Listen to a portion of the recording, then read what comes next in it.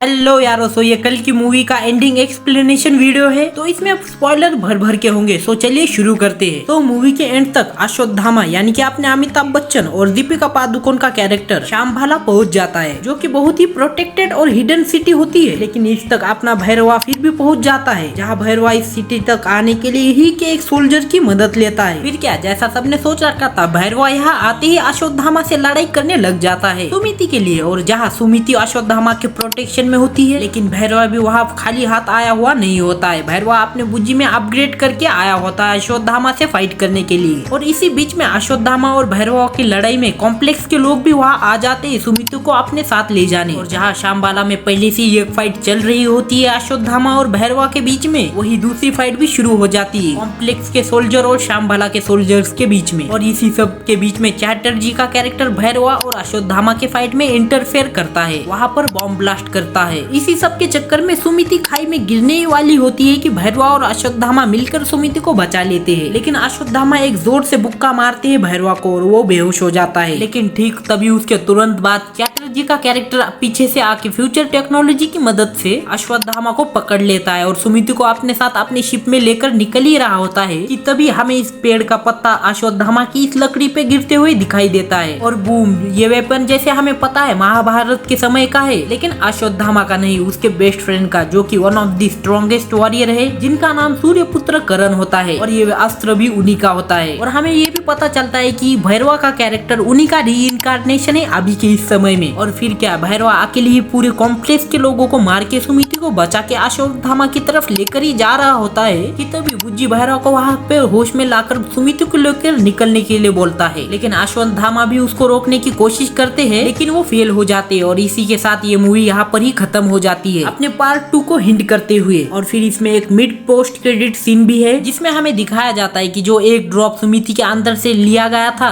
वो कमल हसन के कैरेक्टर यानी कि सुप्रीम यास्किन को दिया जाता है और वो उसको अपने अंदर ले लेते हैं। और फिर वो अचानक ये बुड्ढे लुक से जवान बन जाते हैं, उनकी बॉडी भी ठीक हो जाती है, जैसे मानो कि वो अपनी शक्तियाँ वापस पा रहे हो। और फिर सुप्रीम यास्किन के पास आ जाता है महाभारत से अभी तक संभाला हुआ वेपन गांडीवा, जिसको यास्किन बड़ी ही आसानी से उठा लेता है। और फिर यास्किन अपने बंदों को खुद ही बोलता है कि वही जाकर सुमिति को लेकर आएगा पर्सनली। जिसके साथ ही ये मूवी यहाँ खत्म हो जाती है और इसी के साथ साथ अपने सिनेमैटिक यूनिवर्स को भी कंफर्म करके चली जाती है। तो ये तो था मेरा वीडियो एंडिंग एक्सप्लेनेशन के ऊपर। और कल की सिनेमैटिक यूनिवर्स में भी और भी मूवीज आएंगी, लेकिन खैर इसके ऊपर एक हम डिटेल में एक वीडियो और बनाएंगे। लेकिन उससे पहले ये बात तो माननी पड़ेगी, ये मूवी अभी तक की बेस्ट मूवी तो VFX के मामले में है ही है, लेकिन जो कारनामा नाग अश्विन ने करके दिखाया है इस मूवी के साथ, ये मूवी अभी तक की बेस्ट साइफाई जॉनर की मूवी है इंडिया के अंदर बनने वाली, जिसको सरपास करना अभी के लिए तो बिल्कुल ही इम्पॉसिबल लग रहा है किसी भी और डायरेक्टर के लिए। लेकिन कल की मूवी एक मास्टरपीस है साइफाई जॉनर में इंडियन स्टैंडर्ड के हिसाब से।